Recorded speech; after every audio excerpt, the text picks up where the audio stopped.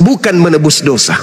Nah, kalau yang disalibkan itu ternyata bukan Yesus,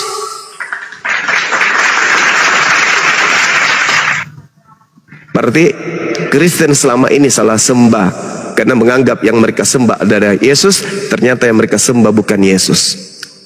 Kemudian kalau itu bukan Yesus anak Maria, berarti sia-sialah kemudian agama Kristen selama ini menjadikan simbol penyaliban itu adalah salam satu Tuhan.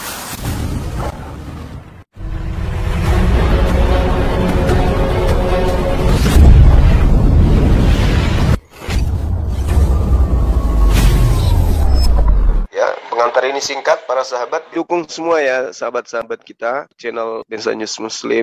Di like, di subscribe, di share sebanyak mungkin untuk supaya mencegah sahabat-sahabat kita di luar sana tidak terpengaruh terhadap pemurtadan. Semoga Allah memberikan selalu sikap istiqamah. Salam satu Tuhan, Allahu Akbar. Oh, tertulis aku, ya tetap aku. Aku adalah aku, berarti dari dulu, sekarang, sampai selama-lamanya tetap aku. Jadi jika Yesus berkata tentang aku, ya tetap aku, bukan Yesusnya. Ini bukan pelajaran bahasa Indonesia SPOK siapa yang berbicara, bukan. Tetapi apa yang dibicarakan? Ini bagian spiritual, kerohanian. Bukan kita membahas lahiriah siapa yang berbicara, bukan. Tetapi apa yang dibicarakan? Jadi penting sekali ya, terutama ya untuk teman-teman saya Kristen ya. Aku adalah aku. Tolong dipahami, jangan diganti aku dengan dia. Apa yang diucapkan Yesus itu tetap aku. Aku yang apa? Yang maksudnya aku ini apa ini? Aku adalah aku. Pada Keluaran 3 ya, ayat 13-14 itu, ya, Elohim itu memperkenalkan diri loh. Aku adalah aku. Telah mengutus aku kepadamu, itulah namaku untuk selama-lamanya, dan itulah sebutanku turun-temurun. Nah, apa yang terjadi ketika Yesus berbicara ya, bahkan untuk orang Kristen, Yesus berbicara tentang aku. Nah, Yesus katanya, Firman telah menjadi manusia. Nah, manusianya juga langsung buru-buru disebut Yesus. Aku itu apa? Ya, aku itu ngotot loh. Aku adalah aku. Itu ngotot itu. Jangan diganti ya, khusus ya teman-teman yang Kristen ya, supaya kalian paham ya, agar perkataan Yesus ini, setiap perkataan Yesus saya lihat ya, apa yang dikatakan Yesus jadinya Yesus lagi yang ditumbalkan, Yesus lagi yang jadi sasaran ejekan, padahal Yesus bicara tentang aku. Yesus bicara tentang aku, akulah jalan kebenaran. Maksudnya aku itu apa? Aku adalah aku itu. Ketika Yesus berbicara aku diutus katanya.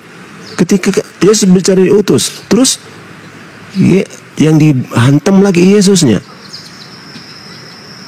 Jadi kita lupa apa yang dibicarakan, tetapi kita fokus kepada siapa yang berbicara. Ingat sekali lagi, ini bukan pelajaran bahasa Indonesia SPOK. Siapa yang berbicara, tetapi apa yang dibicarakan. Apa yang dibicarakan itulah firman. Apa itu firman? Firman itu dalam Yohanes 1 itu logos ya, pengetahuan. Ya, kalimat-kalimat itu kan pengetahuan. Di mana aku di situ tetap aku.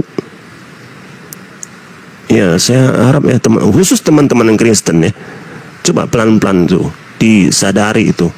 Betapa ngototnya aku itu adalah aku, jangan diganti dengan dia. Artinya ketika Yesus berbicara ada aku di situ, itu tetap aku sampai kapanpun. Jangan kalian ganti dengan dia. Oke, mudah-mudahan paham.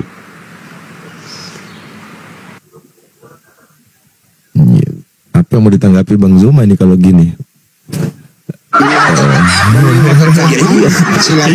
Kristen saja bingung kan. Apa yang mau ditanggapi Bang Zuma kalau kayak gitu? Jadi maksudnya begini, kalau aku itu ya, kalau aku adalah aku, maka sasarannya adalah kita sendiri. Jadi tidak membahas Yesus lagi, kita. Aku dalam Bapa, artinya saya, siapa yang mengucapkan itu? Saya, Laban. Berarti saya harus bertanggung jawab. Aku dalam Bapa. Nah, aku itu apa? Bapa Bang Zuma, itu kan izin Pak Laban. Bang Zuma, Bang Laban ini mengakui di Lukas 2 nomor 11 itu bukan Yesus, tapi Kristus. Yang lahir tuh bukan Yesus, Kristus yang lahir. Mesias Kira-kira gimana tuh? Iya. Terus kalau aku di situ dia bilang dia, berarti Yesus, penyaliban Yesus itu bagaimana Pak Laban? Iya, seperti yang saya jelaskan tadi, penyaliban Yesus itu ya, dia kan korban itu. Korban dari orang-orang yang meninggikan diri. Ya, sasaran orang yang meninggikan diri kan orang yang merendahkan diri. Penjelasan Bang Zuma itu tidak menunjukkan Yesus disalib. Itu urusan lain. Saya tidak ingin mencampuri pendapat di Quran. Saya tidak ingin mencampuri itu. Di Bible. Dari tadi Bang Zuma bawa Bible. Iya, tadi kan dikomparasi dengan pendapat di Quran. Sejalan atau tidak? Saya tidak mau urusi apa pendapat Quran. Nah, macet kan Bang Zuma, silakan gimana ini mau tanggapi? Ya kalau aku adalah aku, ya kalau kita paham itu, nah itu akan berbeda semua nanti narasinya.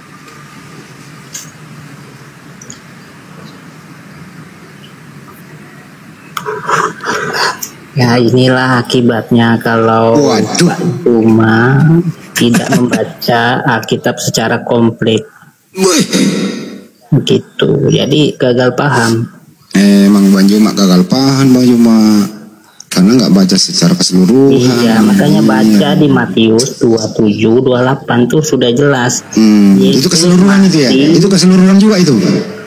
Ya, Yesus mati menjadi mayat, lalu dikuburkan, lalu bangkit, lalu naik ke surga. Terus kalian tepuk tangan. Jelas. Terus kalian tepuk tangan, jingkrak-jingkrak. Itu. Terus kujuk 600 tahun kemudian datang info dari antah berantah bilang Yesus tidak disalib. Ya udah kalau begitu tunjukkan aja dulu. Dari mana? Tunjukkan aja dulu dosa yang dilakukan Yesus yang sepadan dengan hukuman mati itu apa? Itu dulu. Tunggu dulu, biar saya tanya nih teman saya Kristen ini. Ya, silakan. Menurut Bang Lord ini, apa arti dibangkitkan menurut Anda? Ya, kata malaikat. Dibangkitkan itu dari mana ke mana? Apa artinya? Kata malaikat waktu di dalam goa. Engkau jangan bahas itu dulu. Ini tentang kita ini. Ya. Ya, apa arti dibangkitkan? Ya kita lihat teks, lihat ayatnya di Matius itu dulu. Ketika ya, apa artinya itu di dalam goa, ya kan di dalam goa, malaikat menampakkan diri di dalam goa kepada para perempuan-perempuan. Kan? Terus malaikat bilang, engkau mencari siapa Yesus yang disalibkan itu? Ia telah bangkit dari antara orang mati dan ia mendahului kamu ke Galilea, pergilah ke sana. Itu tulisan yang muncul belakangan, Bung. Tulisan yang muncul. Cuma tidak percaya narasumber terdekat. Pak Zuma lebih percaya narasumber 600 tahun. Jangan narasumber terdekat. Jangan narasumber terdekat. Langsung narasumbernya dari keadaan situ. Dosa apa yang dilakukan Yesus yang sepadan dengan hukuman mati? Itu yang saya minta. Itu dulu selesaikan. Boleh aja Yesus disalib, boleh. Tapi tunjukkan apa latar belakangnya sampai Yesus itu ingin disalib. Jangan ikuti kemauan kalian. Kemauan yang sebenarnya yang terjadi, kita dudukkan perkara itu. Jangan bawa dogma. Yesus disalib karena dosa-dosa kami. Itu nanti. Sekarang Yesus itu memiliki dosa apa yang sepadan dengan hukuman mati sehingga dia pantas untuk dihukum mati. Itu dulu selesaikan. Kalau tidak, berarti bukan Yesus yang disalib. Nggak bisa seperti itu. Ya sudah, tunjukkan dosanya apa. Kita harus lihat faktanya dulu, baru lihat dosanya dulu. Fakta yang terjadi ada penyaliban. Ya. Sekarang yang jadi permasalahan, yang disalib ini yang asli utusan Tuhan atau penggantinya? Nah sekarang kalau yang Anda maksud yang disalib itu adalah utusan Tuhan, apa sebabnya disalib? Berdasarkan Ulangan 21. Sedangkan Paulus sendiri menulis dalam Galatia 3 nomor 13, sebab ada tertulis, terkutuklah orang yang digantung di atas pohon. Berarti yang ada tertulis ini Paulus aja merujuk ke Ulangan 21, apalagi Bang Suma. Maka muncul pertanyaan, paparkan dosa apa yang Yesus lakukan sampai dia pantas dihukum mati untuk kalian. Silakan. Ya, bukan dilihat dari penyebabnya, tapi lihat dari faktanya. Faktanya itu menurut kamu hadir pada saat itu. Faktanya kitab Matius. Matius itu ditulis tahun 66. Iya, apalagi Al-Quran 600. Kalau Al-Quran itu adalah kesaksian yang maha melihat. Kalau kesaksian yang maha melihat, kenapa kesaksiannya beda-beda? Loh, saya mengatakan Allah itu maha melihat, Allah itu maha menyaksikan. Jadi apa yang ada dalam Al-Quran sesuai dengan apa yang disaksikan oleh yang maha melihat. Tapi saudara menerima pemberitaan dari manusia yang bernama Matius, sedangkan penulis Matius itu bukan bernama Matius. Tak ada yang tahu siapa menulis buku Matius itu, nggak ada yang tahu. Nah, sekarang supaya adil, Islam dengan Al-Qurannya simpan dulu, Kristen dengan Bibelnya simpan dulu. Kita pakai kitabnya orang Yahudi. Pertanyaannya, dosa apa yang Yesus lakukan yang sepadan dengan hukuman mati? Tunjukkan. Ya, kita tutup Al-Quran, kita tutup Bibel, ya kan? Ya, silakan. Dosa apa yang Yesus lakukan yang sepadan dengan hukuman mati? Silakan. Kita tutup Al-Quran, kita tutup Bibel, kita pergi ke Israel, kita cek. Israel sampai hari ini tidak tahu menahu tentang konsep Elohim datang jadi bayi. Nggak ada, jangan kau bawa mereka. Ini sekarang yang Anda harus selesaikan adalah tuduhan Paulus, sebab ada tertulis terkutuklah orang yang digantung. Nah, ada tertulisnya di mana? Ulangan. Jangan kau tinggalkan itu. Ulangannya mengatakan, apabila ada orang yang melakukan dosa sepadan dengan hukuman mati, lalu ia dihukum mati. Pertanyaannya, dosa apa yang Yesus lakukan yang sepadan dengan hukuman mati? Itu dulu selesaikan. Oh gini itu ya. Gini. Nah, ini ya, Yohanes 10 ayat 36. Masihkah kamu berkata kepada dia yang dikhususkan oleh Bapa dan yang telah diutusnya ke dalam dunia, engkau menghujat Allah karena aku telah berkata. Ini yang pertanyaan ini Napiri harus bertanggung jawab. Laban juga, dosa apa yang sepadan dilakukan oleh Yesus sehingga dihukum mati?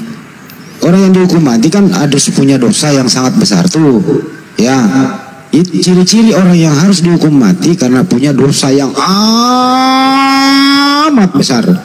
Pertanyaannya, dosa apakah yang jangan pemindah besar sekali yang sepadan dengan hukuman mati? Iya, itu yang saya sampaikan di sini. Jadi menurut keagamaan Yahudi, orang yang menyebut atau mengaku diri anak Allah itu adalah menghujat. Itu makanya Yesus dipersidangkan seperti itu. Oke, saudara Laban, itu kan penghujatan itu. Apakah orang mengaku sebagai anak Allah itu penghujatan? Ya, menurut Keyahudian itu. Tuh, mereka orang Yahudi justru mengaku sebagai anak-anak Allah, anak-anak Elohim. Tidak ada, itu kesaksian palsu. Semua kesaksian. Coba siapa yang pernah mengaku aku anak Allah? Israel, anak sulung. Siapa? Mana ayatnya? Israel anak sulung. Mana ayatnya? Ada orang yang mengaku aku anak Allah. Amsal 3 nomor 11 nomor 12. Apa ya? Mana ayatnya? Orang yang soleh, orang-orang yang taat diceritakan sebagai anak Tuhan. Nah, itu kan perkataan, itu kan bukan pernyataan seseorang. Sedangkan Yesus di dalam Yohanes 10 kan klarifikasi di data nomor 34-nya. Bukankah di dalam kitab Tauratmu dikatakan siapapun yang diserahi tugas untuk menyampaikan firman maka dia adalah Allah?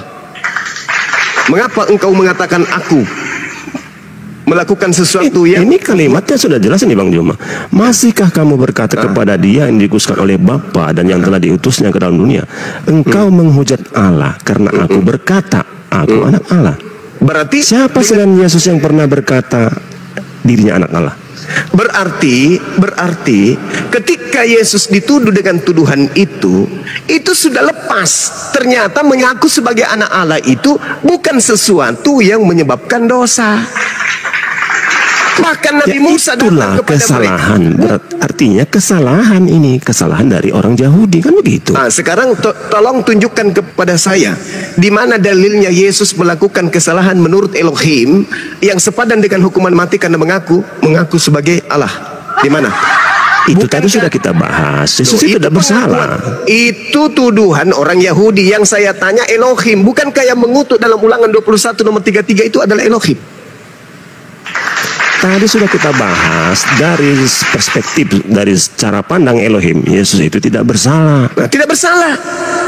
Tidak bersalah kan? Tidak bersalah. Berarti belum ada dosa yang Yesus lakukan yang sepadan dengan hukuman mati. Belum ada. Kan itu yang saya pertanyakan. Dosa apa yang Yesus lakukan yang sepadan dengan hukuman mati sampai dia dikutuk oleh Elohim?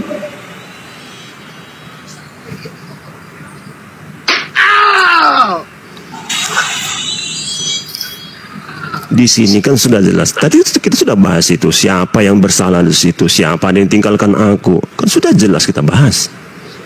Iya, pertanyaan saya, Bang. Dosa apa yang dilakukan oleh Yesus sampai dia dikutuk? Kalau perspektif dari Elohim tidak ada. Kalau dari perspektif Yahudi, ya itu tadi. Nah, sekarang yang mau didudukkan sekarang yang mau didudukkan penyaliban ini sebagai satu unsur kebenaran Tuhan atau orang Yahudi, supaya orang-orang jangan seperti Yahudi itu. Apa sih? Ini iya dong. Yang mau didudukkan benar tidaknya Yesus itu disalib, hukum berdasarkan Elohim atau hukum berdasarkan Yahudi? Tidak ada yang dibenarkan di situ. Kenapa kita harus mencari kesalahan-kesalahan lagi tentang Yesus? Yesus sudah bersih. Yesus tidak punya salah. Tidak punya salah. Berarti dia ketika dia disalib itu merupakan sebuah kesalahan atau itu adalah kesalahan? Itu benar-benar kesalahan manusia. Berarti penyaliban itu melahirkan tebusan dosa atau melahirkan dosa? Nah, itu tanya kepada orang doktrin. Saya bukan urusan itu. Nah, jadi Kristen doktrin, silakan jawab. Saya nggak urusan seperti itu. Silakan Lord. Jadi Yesus nggak ada salahnya ya? Ya. Pak Juma ini dia nih keliru, dia pembuktian terbalik. Pembuktian terbalik harus dong. Kamu jawab aja dah. Coba dijawab Lord secara doktrin yang kamu pelajari. Coba jawab. Ini faktanya menurut saksi terdekat dan saksi malaikat dan saksi Pilatus itu mengatakan bahwa Yesus itu emang sudah mati menurut Injil Matius 27:28. Itu tulisan yang muncul belakangan, Capuru. Yang ditanya ini keadaan yang sesungguhnya. Ingat, kitabmu itu dicatat puluhan tahun setelah kejadian oleh orang-orang yang tidak dikenali. Muncul narasi Yesus tidak disalib karena ada Al-Quran yang membantahnya. Sekarang ketika Anda mengatakan hanya Al-Quran yang mengatakan itu, pertanyaan saya, dari mana tahu Markus kalau yang bangkit kemudian itu adalah Yesus yang dalam rupa lain? Matius, nggak usah lari kemana-mana. Markus 16:12. Matius dulu, nggak usah lari jauh-jauh. Matius ini bukan murid Yesus. Kena kepalanya. Udah aku aja yang menjawab. Ini lawak-lawak, Matius bukan murid Yesus. Lalu? Coba kasih saya bukti. aja menjawab. Coba kasih bukti kalau penulis buku Matius. Ingat ya, yang saya maksud bukan murid Yesus itu adalah penulis Matius, bukan Lewi. Tapi penulis buku Matius itu bukan murid Yesus. Belakangan baru buku itu diberi nama. Silakan saya Matius. menjawab. Ya, pahami itu dulu. Itu catatan Matius. Matius mencatat lalu. Bukan murid Yesus. Seluruh murid Yesus lari meninggalkan Yesus pada saat penyaliban. Ingat, Matius itu menurut bapak-bapak gereja awal mula pada tahun 130 Masehi, mereka sepakat bahwa yang menulis buku Matius ini orang yang hidup di tahun 80-an. Namun papirus yang ada di Inggris menunjukkan bahwa buku itu ditulis tahun 66 Masehi. Jaraknya berapa tahun? 30 tahun. Siapa ini yang menulis? Ya, Matius adalah murid Udah Yesus. aku aja yang jawab, aduh. Kalau cuma mengatakan Matius adalah murid Yesus, itu tidak menyelesaikan masalah. Sekarang permasalahannya adalah Yesus tidak memiliki dosa. Kenapa kalian ngeden kali ingin Yesus itu Mau mati? banyak dosa pun nggak masalah. Anggap itu dosa banyak kali atau tak ada dosa. Nggak ada dosanya Yesus, nggak ada. Yesus nggak punya dosa. Jadi tidak ada alasan untuk menyalib Yesus, nggak ada alasan. Yesus tidak pernah dikutuk oleh Elohim. Jadi tidak ada alasan untuk Udah biarkan menyalib saya Lord, Yesus. Lord, saudaraku Lord, biarkan saya yang jawab. Ya, silakan.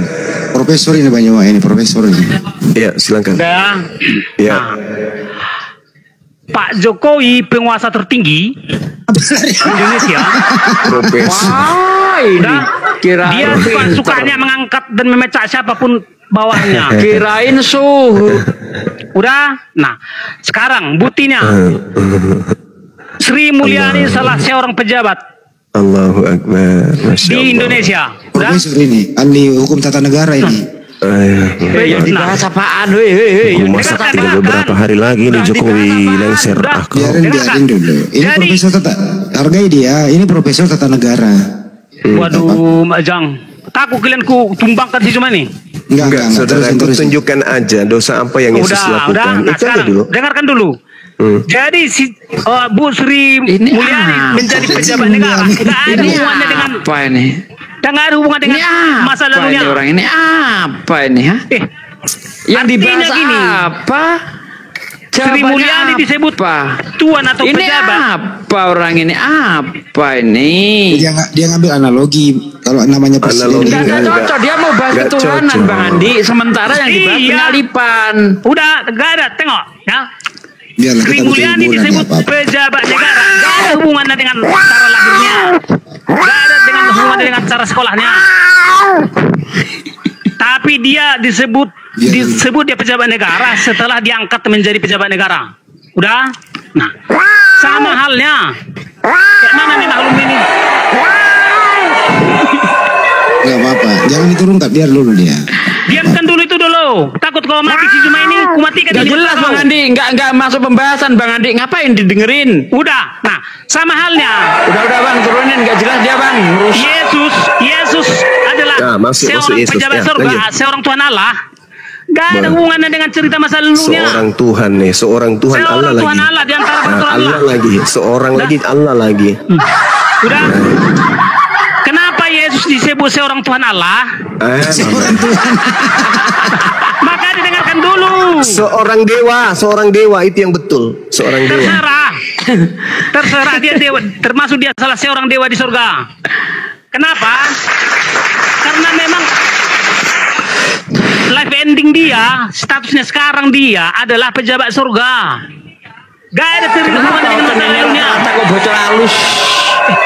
Artinya Ini gini loh. bocor halus atau bocor parah Bang Juma? Dengarkan dulu. Gak ada hubungannya sekarang ini. Yesus itu pejabat. Yesus itu Iya. pejabat di surga. Sri Mulyani Bocor halus. disebut Bocor pejabat. halus. Gak ada hubungan dengan cerita masa lalunya. Cukur toh. Yesus salah seorang pejabat surga, salah seorang Tuhan Allah. Jadi Yesus itu Gak ada hubungannya dengan masa lalunya. Gak ada hubungan dengan masa lalunya. Kenapa? Gondrong cukur toh. Gondrong. Yesus Jadi disebut Yesus seorang itu salah seorang seorang pejabat surga, salah seorang pejabat Tuhan surga Allah. dia. Jelas lalu kau kumasak menjelaskan Salah apa seorang yang dibahas Tuhan tadi. Iya, bikin Dia luka luka laban apa? aja kau nih. Bocor halus kau. Udah aku bilang, manusia Yesus salah seorang Tuhan Allah. Tuh kan. Yang bahas itu siapa? Gak percaya saya itu. Saya Kristen gak percaya itu. Udah, gak ada hubungannya dengan Gak cara percaya dia saya. lahir. Gak ada hubungan dengan perjalanan dia disalib. Tetapi Dia sekarang seorang Tuhan Allah karena diangkat oleh si Bapa menjadi Nggak percaya saya itu.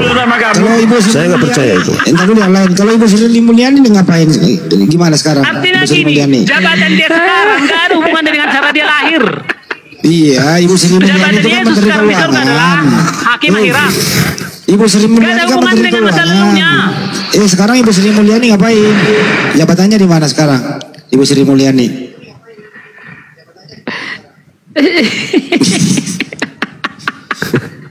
Ngapa orang-orang ini kok pada bocor halus ini? Apa alasan mengatakan Yesus seorang Allah di surga? Apa alasannya itu?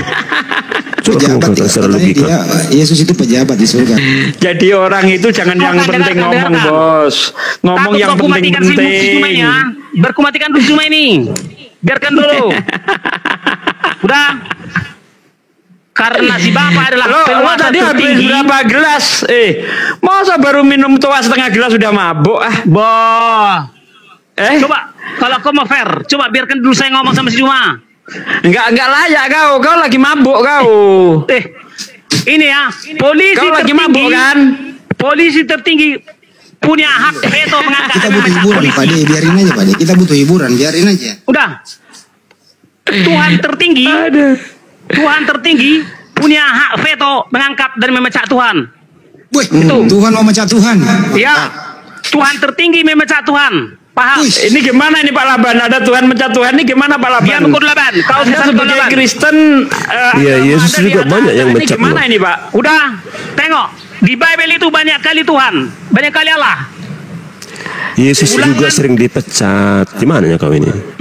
Orang Ada Kristen sering banyak. pecat Yesus sebagai Tuhan. Kau asal Ada ngomong. dia, ada banyak. Semua Nabi Kudus diangkat menjadi Tuhan Allah.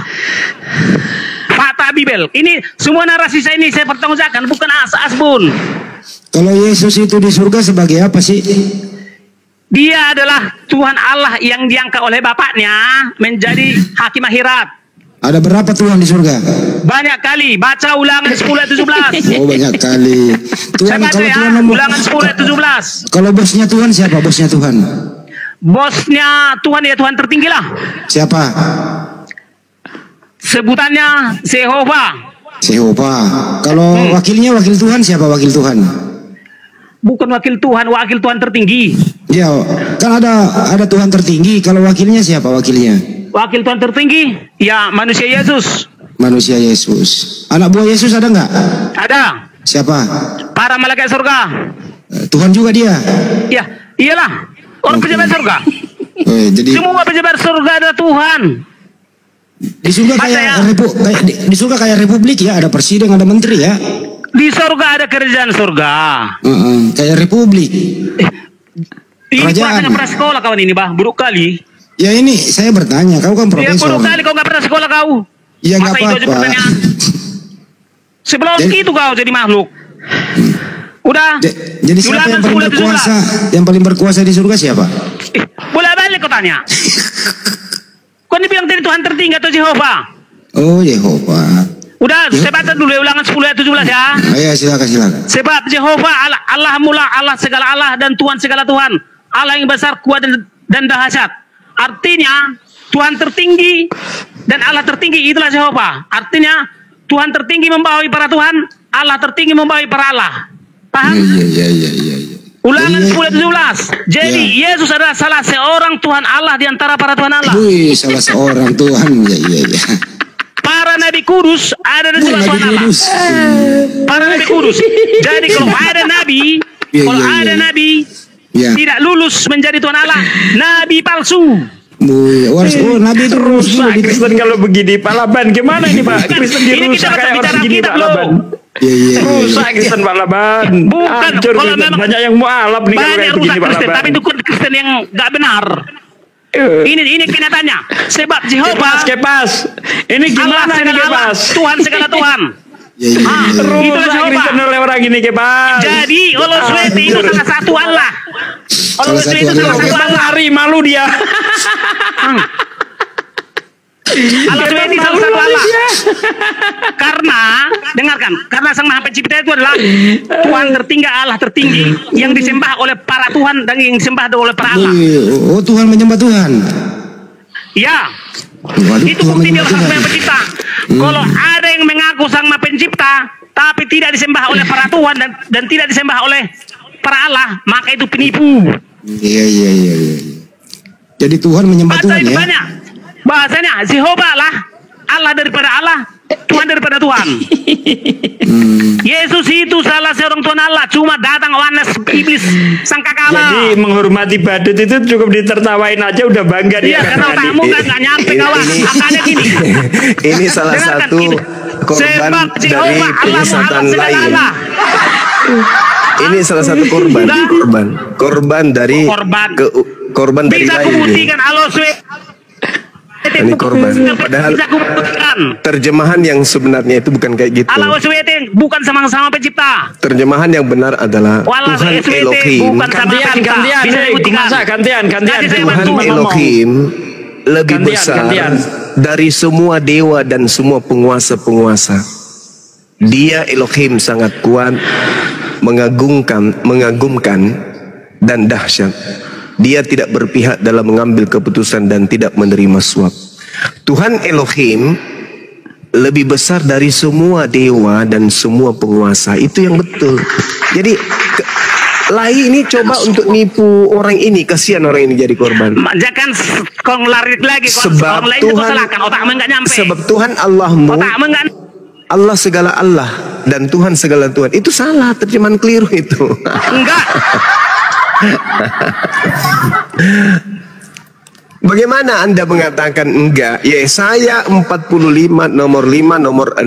Akulah Tuhan, tak ada yang lain. Aku seorang diri, tak ada dua, tak ada tiga, tak ada empat. Hanya sendiri. Anda mengatakan sebab Tuhan Allahmu adalah Allah segala Allah. Berarti banyak Allah. Banyak ilah, banyak Tuhan. Tuhan itu cuma satu. Terjemahan yang sebenarnya itu, Tuhan Allah itu maha besar. Dia lebih besar dari semua dewa dan semua penguasa. Itu maksudnya. Kamu itu robek otakmu, Bang. Kemarin memang Profesor Gumasak ini kemarin dia mengalami musibah cedera 16 jahitan di kepala belakang. Jadi maklum aja. Tapi kipas KO Bang. Kipas KO kemarin itu. Sabar dulu, Gumasak ini profesor. Bang Hendi kan udah bilang dia profesor. Tolonglah didengar dulu profesor. Semua Nabi Kudus lulus menjadi Tuhan Allah. Semua Nabi Kudus lulus menjadi Tuhan Allah. Coba. Nabi palsu tidak ada yang lulus menjadi Tuhan Allah. Ya. Catat. Catat Kepas, catat itu Kepas. Aku gak sukanya lihat kau Gumasak begini loh. Kau ngaku AKBP tapi saksi Jehovah gitu loh. Bukan. Karena gini, catat. Manusia Yesus tidak pernah diakui seorang Allah. Mana ada saksi Yehova kayak gitu modelnya? Enggak lah. Manusia Yesus tidak pernah mengakui seorang Allah. Kepas, dia bukan saksi Jehovah, tapi dia saksi palsu. Gini loh. Di sini ada Bang Juma. Sekarang apa yang gue inginkan sekarang kau Sama dulu kan Bang Juma. kan udah keo dia sama aku, udah keo dia sama aku. Udah keo dia sama aku. Makanya udah keo si Juma sama aku. Udah keo dia. Mendebatkan kalau begitu model. Ada banyak. Biar saya lanjut sama Pak Juma dulu sebentar. Kalau nggak terima diam dulu. Ini Biarkan Pak dulu Dosa saya. belum mati. Biarkan dulu saya sampai kiamat sama si Juma ini. Biar ditelanjangi dulu dia. Hiburan ini. Iya, hiburan menjadi. Gumasak. Udah. Artinya Kalau bisa kita masa- buktikan. Udah. Udah santar dulu, si Kepas mau bicara. Kenapa Pas? Tanggapan lu mengenai Masa- profesor yang habis jatuh dari motor ini kenapa? Gumasak, aku kan sudah di matra ini masuk surga. Sekarang aku Tuhanmu kan aku kan masuk surga nih. Aku kan belum mati aja nih. Kalau aku mati kan udah masuk surga. Tuhan kan udah berkenan kepadaku. Sekarang Gumasak, aku Pejabat Tuhanmu juga itu belum. Kepas. Ya, saya mau lanjut. Nanti di surga Kepas itu pejabat. Kamu nanti bawa proposal ke dia minta proyek. Rantainya lepas itu Kepas. Kata si Gumasak, Hancur Kristen Tuhannya kalau begini banyak, caranya gitu loh. hancur. Memang menurut Gumasak ini, Bapak itu di surga sebagai bos Tuhan, Yesus itu sebagai pelaksana yang mengerjakan proyek pembangunan dunia ini gitu loh. Betul Seperti nggak, Prof? Kepas. Betul Jadi nggak, Kepas Prof? ini juga pejabat nanti. Ya, Kepas dikasih lah bonus. Aku ini nih. Terus Bu Masaku Ini masuk datang minta surga tanda aku tangannya nih, ada Kepas nanti di jabatanku surga di gitu. surga, Iya, ada betul. jabatan bos. Wah. Cuma segini kualitas otakmu cuma. cuma segini.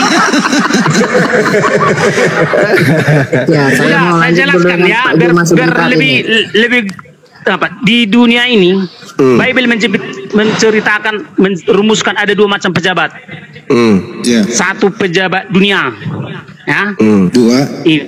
Udah pejabat dunia disebut tuan atau penguasa. Ya. Nah, jadi pejabat dunia ini kan ada dari rendah hingga tertinggi, misalnya dari camat sampai presiden gitu kan pejabat. Ahli tata negara ini. Negara kan? Itu namanya tuan atau penguasa atau pemimpin. Nah, kemudian kita beranjak ke surga. Jadi semua pejabat surga disebut dengan Maha Tuan, ditambahkan mahanya, sangat-sangat Besar Tuan. nggak gajinya di sana? Sangat-sangat Tuan. Gajinya besar nggak?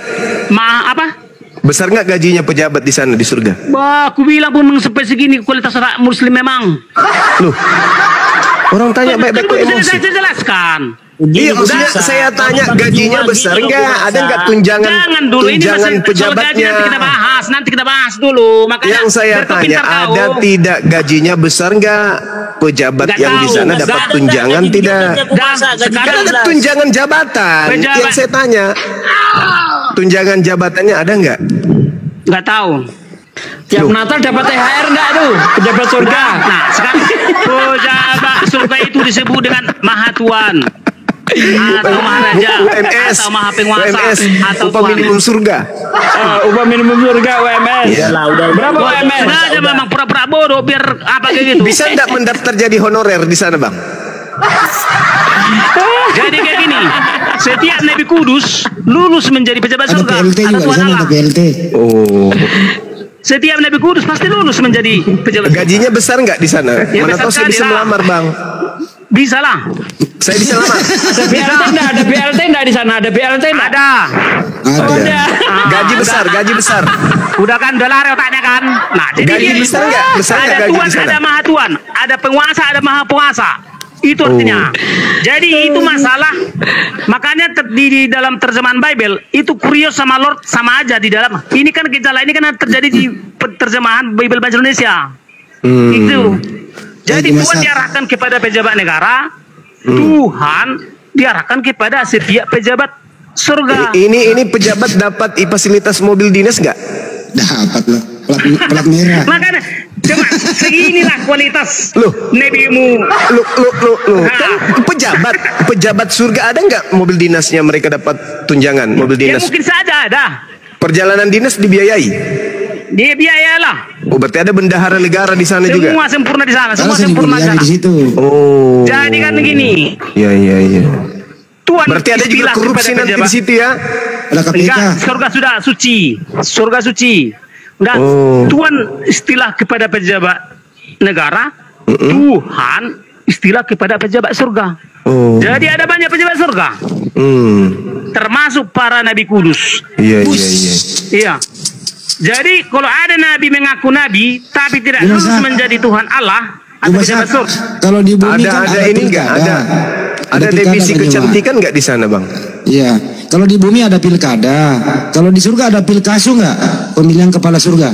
Kalau di bumi kan pemilihan kepala daerah. Ada nggak? Pilkatu. Ada posnya katanya. Ada wakat tindal enggak? Ada wakat tindal enggak? Wakil kepala penitipan sandal. Ya, biar saya lanjut lagi dengan Pak Juma nih sebentar. Nih agak hormat tidak profesor. Apa? Oh, rumah sakit jiwa. Oh iya Pak, ini pasnya lepas ke sini Pak. Oh iya. Lainnya lepas katanya si Kepas ini. Iya, ada yang lepas ini Pak. Bapak kurang pandai jaga atau gimana ini Pak? Pasiennya kok lepas? Nggak tahu Pak, ini entah di mana dia posisinya. Yang penting ada di TikTok sini Pak. Gimana? Posisinya Oh, tahan seputaran aja, jangan surga, Pak. diturunkan. Oh iya. Oke, makasih Pak ya. Oke. Dikontrol Pak, dikontrol ya. Udah gila semua kan? Kepas, Kepas bagaimana ini pendapatmu Kepas ini? Kepas, pendapatmu bagaimana ini? Oke Kepas, tanggapan. Kepas. Jangan tanya sama Ya, Nafiri. saya Ini boleh selevel lanjut sama sama Nafiri ini. Pak Ustadz Sugi kah? Nafiri, bentar dulu kau Nafiri. Kau diam dulu, nanti lah kau. Ini ada profesor lo bicara lo. Jangan diganggu. Dia itu.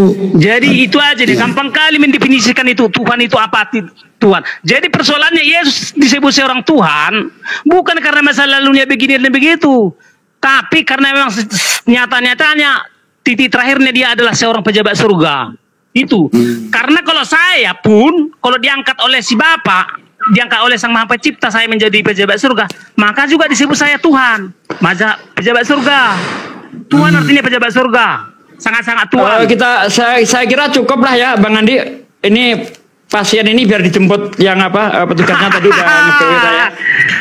Saya kira cukup, nggak ada nggak perlu dibiarkan Iya udah turunkan saja saya. Kasihan ya. Itu yang harus kau pahami cuma Yesus salah seorang Tuhan Allah di antara para Tuhan Allah. Dan para Tuhan Allah itu ada di surga semua. Udah Ustaz Arif. Udah cukup ini. Muhammad tidak termasuk ditunggu sama ini dokter jiwa nih. Udah dikirim ambulan, udah kirim ya. Udah aman. Tuhan Kristen itu di dalam Alkitab kami itu Tritunggal gitu Bang. Jadi kami mempercayai Allah Bapa, Allah Roh. Mulai lagi. Enggak begitu Bang. Maksudnya enggak begitu Bang. Kata Allah. Mulailah. Tidak ada Allah Bapa, Allah Anak, Tuhan Bapa, Tuhan Anak, Tuhan Roh Kudus. Atau kalau kamu bilang Tuhan Theos Anak, Theos Bapa, Theos Roh Kudus. Jangan mempergunakan kata Allah lagi, oke? Kenapa Bang? Ada larangan kah? Allah itu sembahannya umat Islam, bro. Loh, kenapa bilang umat Islam?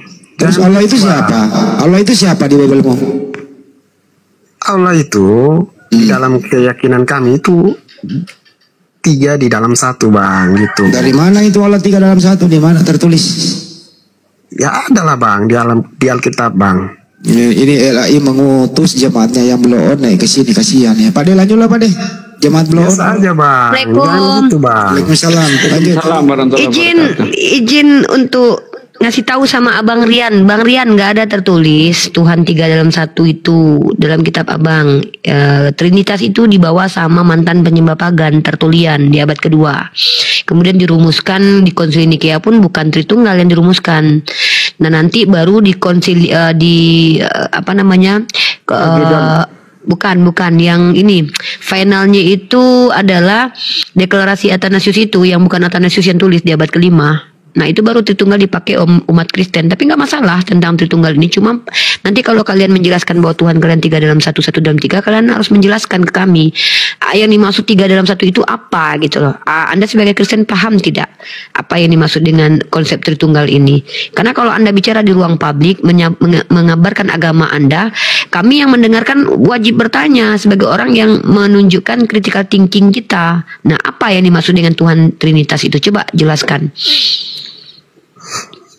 Jadi untuk kami Kristen itu kami paham betul tentang Trinitas itu. Nah itu dia, karena Anda paham betul, silakan jelaskan. Jadi cuman dari kaum Islam ini yang mau mencari tahu tentang enggak, saya nggak butuh tuduhan Anda terhadap umat Islam. Saya lagi nggak membahas, jangan curhat. No.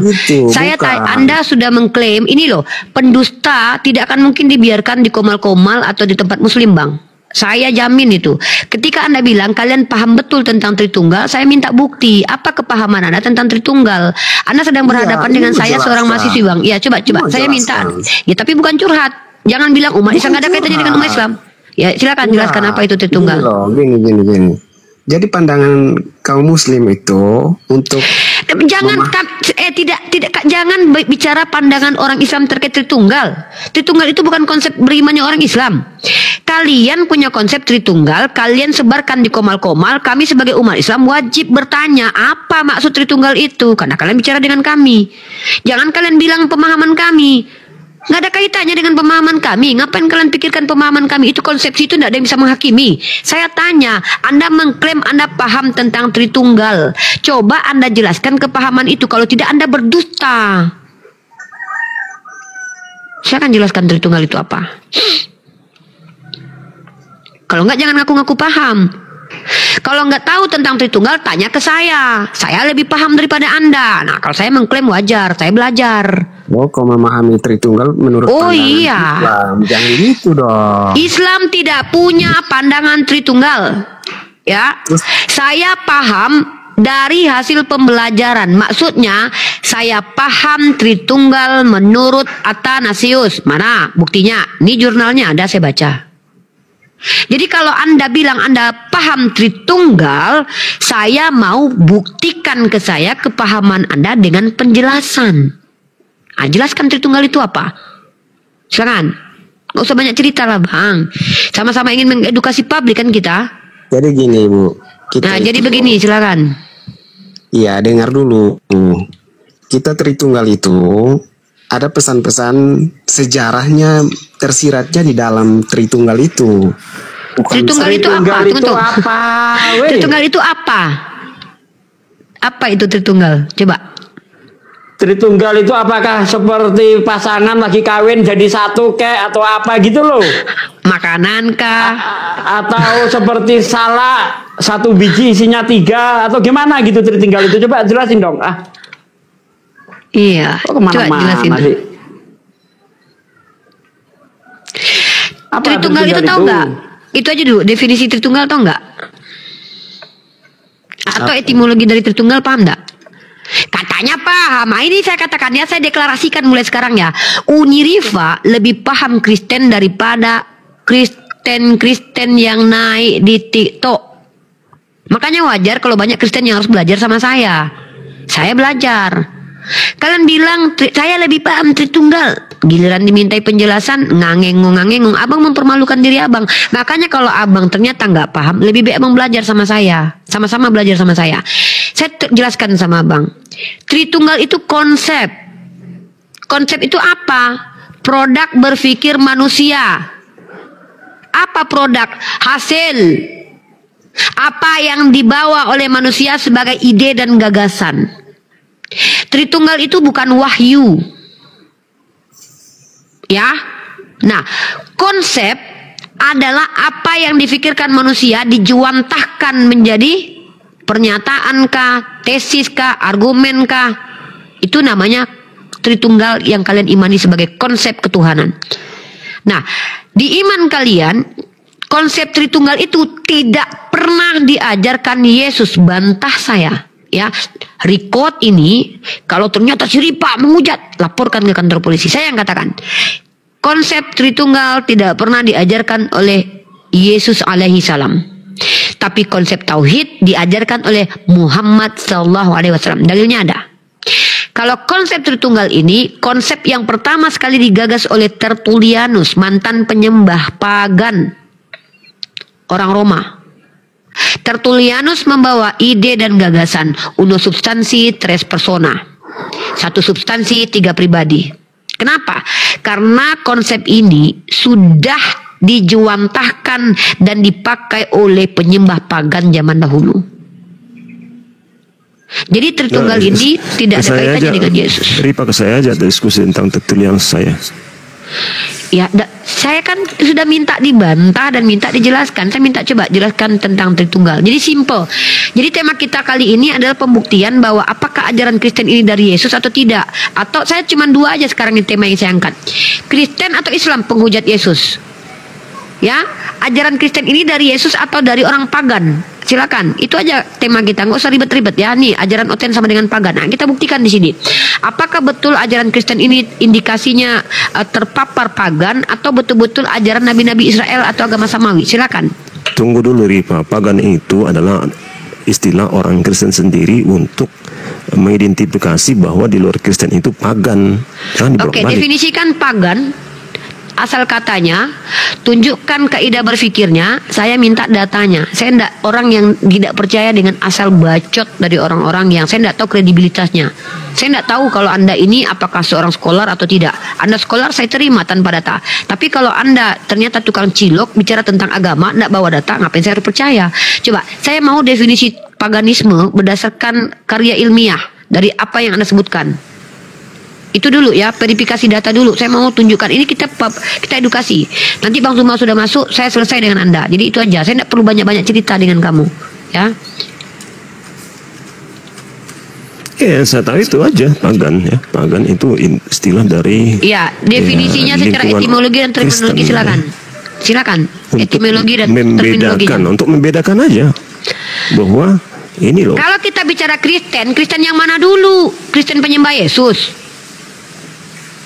Jadi Kristen ini pun yang mana? Kristen ini semua orang bebas mengklaim menjadi Kristen, brother. Kristen yang mana? Nestorian, Ebionit, Tritunggal, Arius.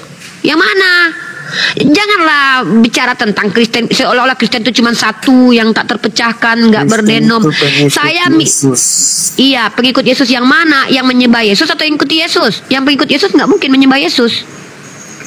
Ya, kalau ada orang Kristen mengaku mengikuti Yesus, dia Islam sekarang. Karena orang Islam lah yang tidak menyembah kepada Yesus tapi percaya kepada apa yang dia ajarkan. Pertanyaannya adalah kalian ngaku Kristen yang mana kalian? Orang dikatakan di kalangan Kristen pagan itu definisi terminologinya apa? Penyembah apa?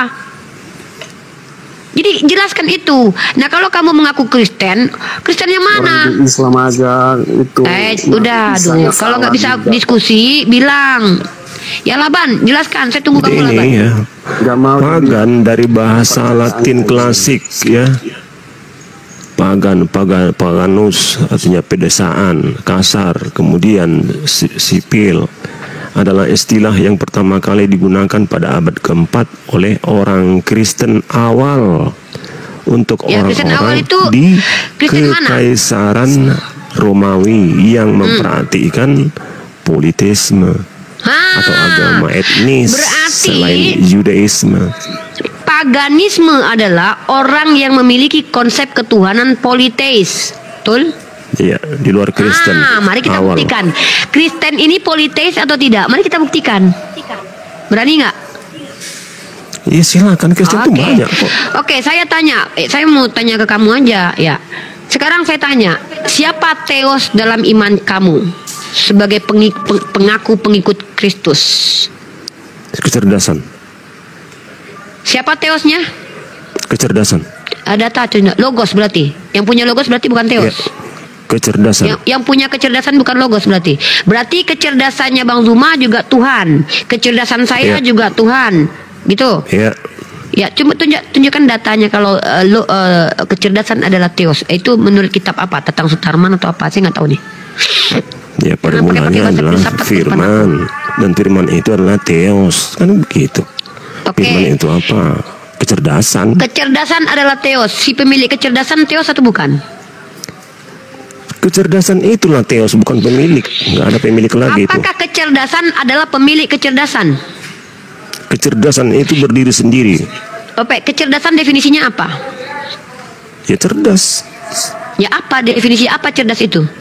Ya kecerdasan, ilmu pengetahuan ya. Apakah ilmu pengetahuan adalah entitas yang memiliki kehendak bebas? Ya. Coba tunjukkan definisi bahwa kecerdasan adalah entitas yang memiliki kehendak bebas, itu tertulis di mana? Repot-repot itu birokrasi seperti itu. Kalau bicara pakai ludah aja kan bisa-bisa aja. Sejak kapan kecerdasan adalah entitas yang memiliki kita buat artikel pribadi? Gitu, buat jurnal kalau seperti itu ya. Ini kan TikTok. Inilah banyak kali ceritanya. Gini teman-teman ya. Tuhan saya adalah kecerdasan. Iya, kau menyembah si Hawking dengan kecerdasan. Saya tidak menyembah. Saya tidak menyembah kecerdasan. Saya melakukan pelaku kecerdasan. Apa arti menuhankan? Menuhankan itu ya berlaku seperti apa yang diminta. Apa yang diminta kecerdasan sama kau? Kecerdasan yang meminta kepada saya adalah bahwa kecerdasan itu menjadikan segala sesuatu ini menjadi lebih baik adanya. Maka saya juga harus seperti itu. Apa yang diperintahkan si kecerdasan dan kapan si kecerdasan ini bicara dan siapa kecerdasan ini? Kau tunjuk datanya. Kecerdasan itu ada pada diri saya. Dengan kesadaran tertinggi saya sadar bahwa saya juga harus berkreasi. Kau Tuhan sendiri? Bukan saya Tuhan. Tapi kecerdasan yang ada pada saya itulah Tuhan. Berarti kau mempertuhankan akalmu ya? Saya tidak mempertuhankan akal, karena kecerdasan itulah yang datang kepada saya. Akal itu sumber kecerdasan enggak? Iya, akal sumber. Apa tadi? Berarti bukan. Kecerdasanmu asalnya dari mana? Akal datang dari kecerdasan. Kecerdasan ini di mana letaknya? Ada di mana-mana. Kecerdasan ada di mana-mana. Kemana kamu melihat maka di situ ada kecerdasan. Bahwa kecerdasan ada di mana-mana. Coba kau tunjukkan entitas dari kecerdasan, bentuk dari kecerdasan, dan sumber dari kecerdasan, dan di mana dia berada sekarang, dan tidak siapa ada dia, dan mana bentuk di situ. Tidak ada punya wujud, bentuk, lalu tidak kau ada tunjukkan. bentuk, tidak ada ukuran, Nggak usah tidak bisa pakai diukur bahasa dengan filsafat waktu. sama aku, nggak usah. Coba apa definisi kecerdasan? Coba kau jelaskan sama aku dulu. Banyak kali bacot dari tadi pakai bahasa filsafat kau. Coba apa definisi kecerdasan? Apa definisinya apa? Definisinya apa kecerdasan? Aku juga bisa bilang nanti perasaan lah. Perasaanku adalah Tuhanku. Apa itu? Apa definisi kecerdasan? Perasaan itu lebih ke akal budi dia. Apa definisi kecerdasan? Sudah, biar tidak bertele-tele. Kecerdasan adalah sumber dari segala sesuatu yang menjadikan segala ini menjadi lebih baik adanya. Salah saya bacain. Kecerdasan adalah kemampuan seseorang untuk memecahkan masalah yang dihadapi, yang melibatkan seluruh pengalaman dan representasi mental seseorang. Jadi merujuk kepada Allah, merujuk kepada Tuhan. Tempat saya loh. Ya teman-teman ya, cara berpikirnya Laban ini adalah salah satu cara untuk lari dari pertanyaan-pertanyaan logik ya. Kata-kata ambigu ini, diam dulu. Saya tanya dulu. Bukti. Ripa punya kecerdasan nggak? Saya punya sifat saya adalah sifat kemanusiaan. Salah satunya adalah kecerdasan, punya akal. Apa itu ada daya dan kemampuan? Ada. Kecerdasan saya ada. Nah itu, jadi dari kecerdasan Ripa itu apa yang keluar dari situ? Ya, itu bukan Tuhan. Kecerdasan adalah kemampuan dan daya. Manusia punya otak, binatang juga punya otak. Tetapi manusia memiliki kemampuan dari otak tersebut yang disebut dengan itu akal. dalam skop mikrokosmos.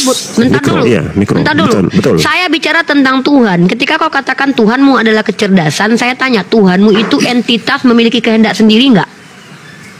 Ya itulah, dia berkehendak. Ya, setujukan sama aku, kecerdasan itu memiliki kehendak sendiri, memiliki perintah kepadamu. Kalau lihat aja sekeliling sekitarmu itu. Jangan bertele-tele.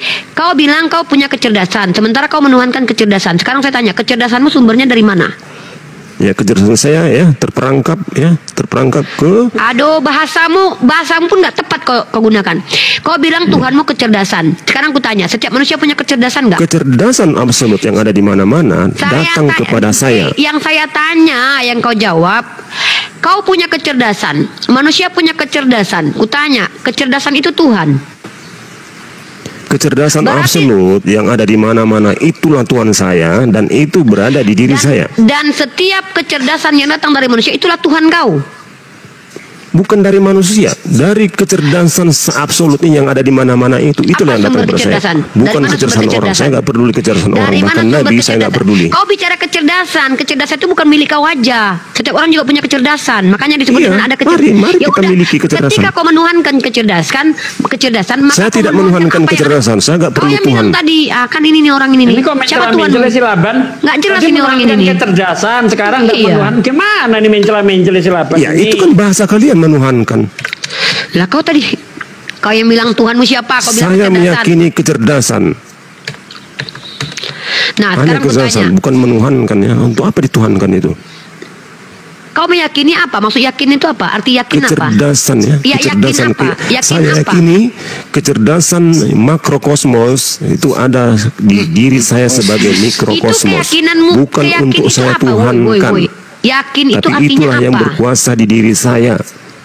Dan saya juga yakin itu artinya berkreasi apa? Dengan ini orang Pak D tadi saya bahas tentang Yesus, orang ini lari kecerdasan malu ini orang membahas tentang Yesus ini. Gini, saya ambil jalan tengahnya. Gini aja Ban. Laban bertuhan atau tidak bertuhan? Enggak perlu saya bertuhan itu. Enggak bertuhan, percuma. Enggak bertuhan, ngapain diskusi sama? Bertuhannya dalam arti kalian itu kan menganggap sesuatu sosok, sementara saya tidak berbicara sosok. Bertuhan kecerdasan buatan itu. Jadi Laban ini tidak bertuhan, ya cuma ditanya tentang bertuhan itu apa artinya Tuhan kan gitu? Iya, Tuhan itu yang disembah. Apa arti Tuhan? Tadi saya katakan arti Tuhan itu melakukan apa yang dikehendaki, itu arti Tuhan. Ini dapat dari sementara mana? Tuhan dalam konsep kalian itu berbeda. Definisi dari mana lagi ini bertuhan itu artinya melakukan ini? Aduh. Ya lihat saja Yohanes 13 ayat 14.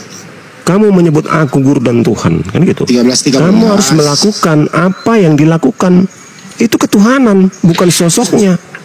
Jadi menurutmu kehidupan itulah ketuhanan, bukan sosok aku di sini. pengen lihat konsistensi bicaramu. Jadi kau bilang kau ini menuhankan Yesus, mengikuti apa yang Yesus lakukan gitu. Bukan menuhankan Yesus saya, nggak ada saya menuhankan Yesus di sini. Jadi siapa Yesus menurut kau? Ya, Yesus itu manusia yang paham betul apa itu kecerdasan, yang paham betul dari kecerdasannya di berkata-kata Yesus dan cerdas. bertindak. Yesus itu cerdas nggak? Ya ada, hanya satu ayat, satu kata Pertanyaanku, di Yesus cerdas nggak? Perjanjian Baru, kecerdasan Saya tanya, hanya tertuju pada Yesus. Saya tanya, aduh nih orang, Yesus cerdas nggak? Perhatikan Iya. teman-teman ya. Oke, saya tanya. Ada 9 kecerdasan teman-teman. Salah satunya adalah kecerdasan emosi. Pertanyaanku, cerdas di mana Yesus ketika emosinya tidak stabil, melihat orang sedang berjualan? Saya tanya, kecerdasan emosi. Yesus termasuk orang yang temperamen. Saya tanya saya bahas kecerdasan emosi dulu. Ya, kecerdasan logika matematik Yesus. Ya, siapa yang mengajarkan 1 tambah 1 tambah 1 sama dengan 3? Sama dengan 1. Kecerdasan matematika ada gagal. Nggak ada hubungannya dengan Yesus. Yesus nggak peduli seperti itu. Jangan mewakili, jangan sosok menjadi Yesus kalau di sini. Saya tanya, kecerdasan emosi apa yang dimiliki oleh Yesus ketika dia melihat orang jualan, dia obrak-abrik tempat berjualan orang.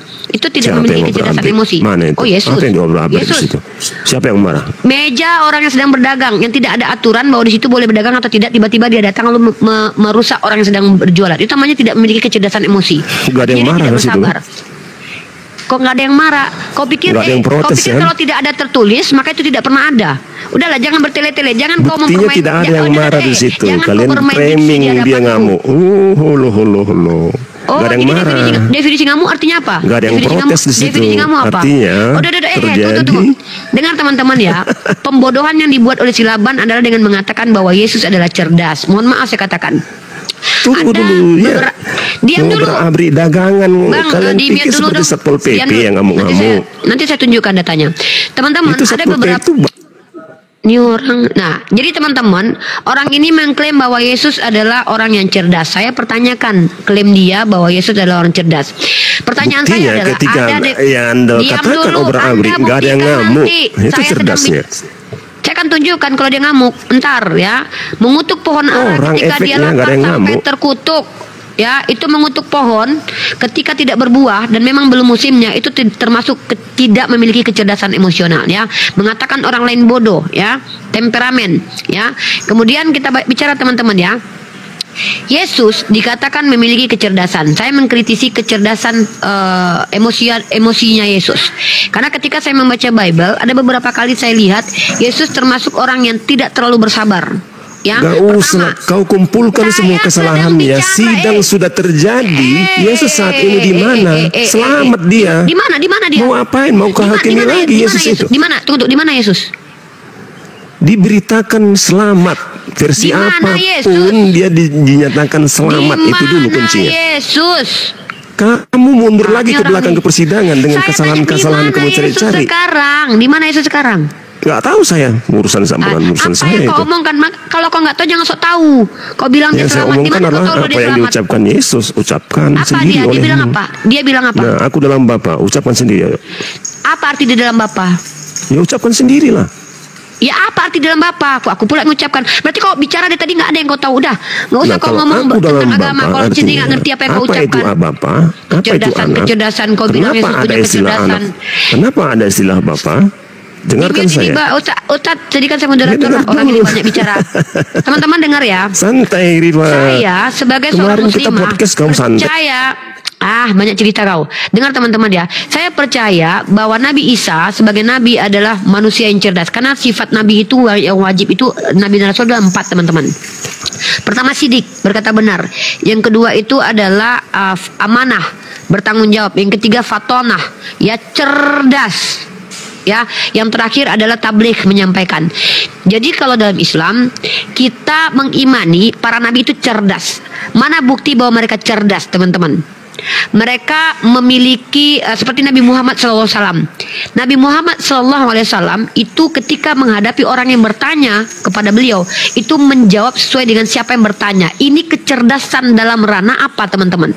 Menilai orang lain. Jadi kita kalau seandainya ada yang bertanya, mohon maaf ya, bertanya tukang cilok, itu tidak akan mungkin sama jawabannya dengan pertanyaan yang diajukan oleh seorang mahasiswi. Ini cerdas namanya. Seorang calon guru harus tahu siapa yang dihadapi. Ini cerdas. Lalu kecerdasan dalam ranah apa? Verbal linguistik. Ketika dia menggunakan diksi dalam berbicara itu tepat. Coba perhatikan hadis baginda Rasulullah Muhammad SAW. Apakah ada yang melenceng secara diksi? Kalau kita bicara tentang Yesus, mohon maaf, Yesus tidak bisa kita analisis kecerdasan secara verbal linguistiknya, dikarenakan kitab mereka bukan menggunakan bahasa asli Yesus. Karena kitab asli mereka menggunakan bahasa Yunani. Tapi kalau kita lihat kutipan-kutipan dalam kitab yang berbahasa Yunani ini, saya bisa membuktikan ada kutipan-kutipan yang tidak pernah ditemukan kemudian oleh yang dikutip Yesus. Contoh Lukas pasal 24 ayat 46 ya. Kalau tidak salah, yang dia mengatakan bahwa ada tertulis. Ini tidak disebut dengan kecerdasan, teman-teman, ketika seseorang mengutip sesuatu yang tidak ada, bahkan salah. Bahkan Yesus mengatakan ada tertulis dalam Torah, ternyata dalam Mazmur. Ini juga tidak disebut dengan kecerdasan. Ada miss, ya, ada lupa di situ, ada khilaf di situ, ada ikhtilaf di situ.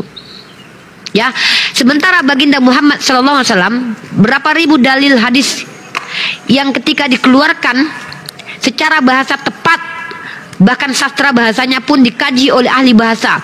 Bahkan yang mengkaji ahli bahasa ini bukan dari Islam saja ya, banyak umat Kristen yang menjadi apologet Kristen atau menjadi orientalis itu mengkaji bahasa Al-Quran secara sastra tinggi. Bagaimana mungkin orang yang ummi ini bisa berbicara, ya, kalau itu produk pikirnya sendiri, bisa terstruktur dan begitu tepat secara diksi. Ya, kita gunakan ini otak. Lalu ketika ada klaim bahwa Yesus cerdas, mohon maaf ya, mohon maaf sama sekali. Kalau dalam perspektif Tritunggal, saya katakan Yesus Tuhan yang tidak cerdas. Kalau dalam perspektif Tritunggal, kenapa?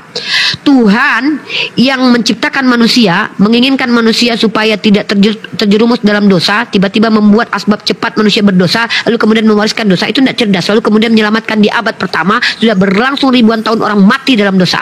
Lalu kemudian terakhir, makanya saya pernah katakan begini, saya kalau jadi asisten Yesus, saya diangkat jadi asisten pribadi Yesus, saya datang kepada Yesus buat proposal.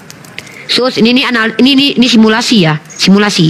Saya akan datang nih, Sus, tolonglah balik lagi ke zaman sebelum Adam banyak dosa, sebelum Adam punya anak. Ngapain kau salib waktu si Adam belum punya anak, jadi nggak ada dosa waris. Ah, ini lebih pintar saya. Peradaban akan berubah. Siapa Adam katanya? Oh, berarti Yesus nggak kenal Adam. Siapa Adam? Kau jadi Yesus sekarang. Ya udah, kalau gitu aku tidak. Yesus nggak kenal Adam. Dia nggak tahu Adam. Dia belum lahir waktu Adam diciptakan.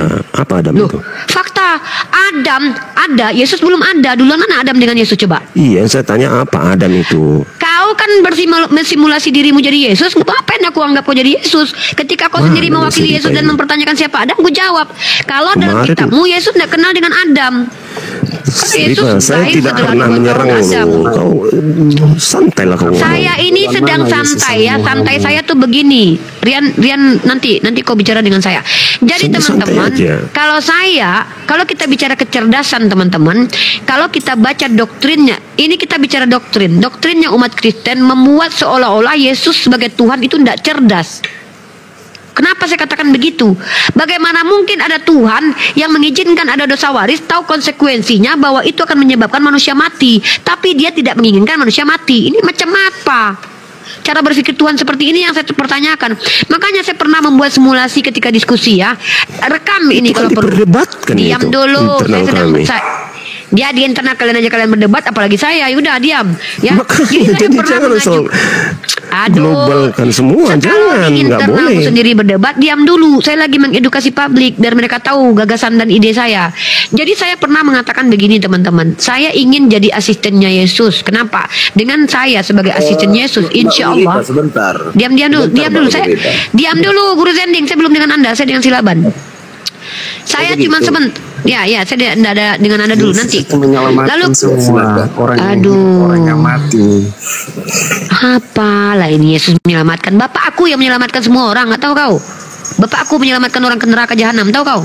Nggak tertulis dalam kitab Tatang Sutarman. Dengan cara mengatakan selamat sudah. Percaya kalau gitu. Nah, inilah orang-orang kayak gini nih kalau cuma tinggal klaim aja. Jadi teman-teman, saya pernah bilang begini ya. Saya katakan begini dulu. Kalau saya adalah manusia yang diizinkan mendampingi Yesus membuat planning, big plan untuk dunia, saya akan sampaikan gagasan ide yang kreatif. Apa itu? Saya akan duduk bersama Yesus, ya minimal kita duduk makan. Kalau saya diizinkan hidup seperti Maria Magdalena sejaman dengan Yesus, saya akan ngobrol sama Yesus. Kalau doktrin Kristen itu benar ya, saya akan katakan begini. Yesus, itu kamu menyelamatkan orang di abad pertama ini. Oh ya, ini seandainya percakapan ini terjadi, ini simulasi ya. Kalau doktrin kalian dibenarkan ya, disklaim ya, ini simulasi loh.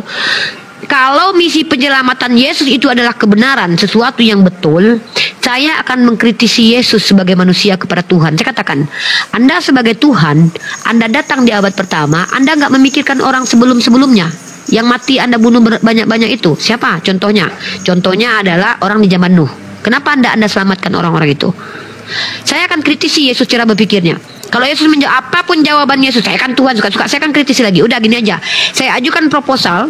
Satu, Anda sebagai Tuhan, Anda balik ke zaman dahulu sebelum Adam punya anak. Lalu Anda berubah jadi manusia, disalib hari itu, dan saya yakin Adam tidak akan mewariskan dosa. Kenapa? Dosa manusia sudah ditebus sebelum manusia itu dilahirkan oleh Adam, oleh Hawa. Nah, ide saya ini menyelamatkan ribuan orang. Karena dengan adanya kematian Yesus sebelum Adam punya anak, manusia tidak ada yang jatuh ke dalam dosa. Ini ide saya. Silakan kalian bantah. Nah, menariknya adalah kalian menuduh Yesus adalah orang yang dianggap sebagai Tuhan, punya rencana menyelamatkan di abad pertama dengan membiarkan orang-orang sebelum dia lahir itu mati masuk neraka semuanya. Nah, ini berapa korban jiwa masuk neraka jahanam? Saya nggak seperti itu, anggapan saya berbeda saya. Ya kalau gitu ngapain Yesus mati di tiang salib? Jangan mengeneralisasi Kristen. Saya tidak mengeneralisasi. Bahkan ada Kristen yang mengatakan Yesus di neraka. Yang ada. paling masyhur. Ya, yang paling masyhur doktrin Kristen adalah Yesus mati menyelamatkan di abad pertama. Pertanyaan saya, kenapa dia tidak hadir ketika Adam belum punya anak sehingga tidak ada dosa waris, sehingga tidak ada yang mati pertama kali. Tidak ada manusia yang mati kemudian karena sudah diselamatkan sebelum Adam punya anak. Itu ya, kalau ide begitu, dan gagasan jadi saya. Kristen yang berpendapat seperti itu silakan dijawab. Ya sudah, Anda jangan ngomong. Saya ngomong dengan orang yang punya doktrin ini. Gimana sih? Oke. Lanjut. Silakan kalian umat Kristen yang punya doktrin dosa waris dan punya doktrin bahwa Yesus menyelamatkan di abad pertama, kalian jawab pertanyaan saya. Yang seperti ini bukan urusan saya karena saya berbeda. Ya silakan dijawab. Yang baru naik. Biar saya tunjukkan bahwa kalianlah yang menghujat Yesus dan kamilah yang memuji Yesus ya. Ini ending omongan saya, ending atau konklusi dari apa yang saya statementkan adalah pembuktian bahwa tidak ada satupun umat Islam yang menghujat Yesus kalau mengikuti ajaran Nabi Muhammad. Tapi seluruh umat Kristen terindikasi menghujat Yesus kalau ikuti ajaran Bible kalian. Dengan mengatakan Tuhan hadir di abad pertama menyelamatkan manusia setelah abad pertama, itu penistaan itu. Seolah-olah kalian menggambarkan bahwa Ripa, Tuhan coba. itu lalai menyelamatkan, baru sadar kemudian menyelamatkan di abad pertama. Ini konsekuensi logik. Saya tes ya. Apakah Anda benar-benar memuji Yesus ini supaya mereka semua menjadi satu sama seperti Engkau ya Bapa di dalam aku dan aku di dalam Engkau. Ini Cirut ini udah napi kau nih. cebok belum? Udah lah, nggak kayak kau. Udah. Sehari, Iya, 5 kali sehari cebok. Turunin. Lonte turunin. Gak punya Nggak lupa lah aku cebok. Kami sholat, kami cebok. Nggak kayak kau, bau. Apa yang dibahas? Udah keluar dari penjara langsung kau jadi penghujat. Nggak di tempat saya hujan badai tempat saya. Sorry ya, saya turun dulu ya. Iya, masuk penjara di kemarin itu. Ketahuan dia ini sama perempuan-perempuan karaokean itu dia. Izin aku turun ya di tempat saya hujan badai. Sorry ya. Jadi kalau seandainya mau menghadapi saya, tanggapi argumen. Kalau sudah hadir abang kode ya. Oke, Rian, kau kalau